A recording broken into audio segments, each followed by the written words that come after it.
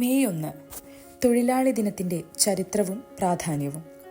ലോകത്ത് തൊഴിലാളികളുടെ അവകാശങ്ങൾ ഉറപ്പാക്കുന്നതിനും അവരുടെ നില മെച്ചപ്പെടുത്തുന്നതിനുമായി ആഘോഷിക്കപ്പെടുന്ന പ്രധാന ദിവസമാണ് മെയ് 1.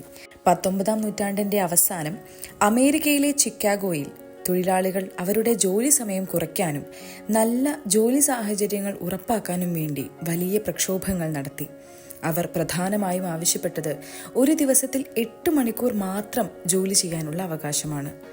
1886 മെയ് 1 ആയിരക്കണക്കിന് തൊഴിലാളികൾ ചിക്കാഗോയിലെ ഹെയ് മാർക്കറ്റിൽ ഒത്തുചേർന്നു. സമരത്തിനിടെ ഉണ്ടായ കലാപം ഹെയ് മാർക്കറ്റ് കലാപം എന്നറിയപ്പെടുന്നു. ഇത് ലോക തൊഴിലാളി പ്രസ്ഥാനത്തിന് വലിയ പ്രചോദനമായി മാറി. ഇതിനോട് ആദരസൂചകമായി 1890 മുതൽ ലോകമെമ്പാടുമുള്ള വിവിധ രാജ്യങ്ങളിൽ മെയ് 1 അന്താരാഷ്ട്ര തൊഴിലാളി ദിനം ആയി ആഘോഷിക്കാൻ തുടങ്ങി. തൊഴിലാളികളുടെ അവകാശങ്ങൾ ഉറപ്പാക്കാനും സാമൂഹ്യ നീതി സ്ഥാപിക്കാനും ഈ ദിനം വലിയ പങ്ക് വഹിക്കുന്നു. ഇതിലൂടെ മിനിമം വേതനം, സുരക്ഷിത ജോലി, തൊഴിലാളി ക്ഷേമം തുടങ്ങിയ കാര്യങ്ങൾക്ക് ലോകമെമ്പാടും കൂടുതൽ പ്രാധാന്യം ലഭിച്ചു.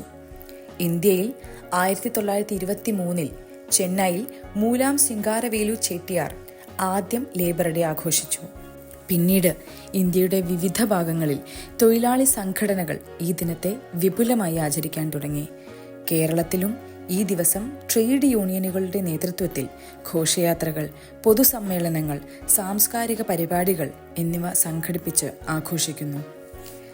ഇന്ന് മെയ് 1 ലോക തൊഴിലാളി പ്രസ്ഥാനത്തിൻ്റെ വിജയത്തെയും തൊഴിലാളികളുടെ ത്യാഗത്തെയും അനുസ്മരിപ്പിക്കുന്ന ദിനമായി മാറിയിട്ടുണ്ട്.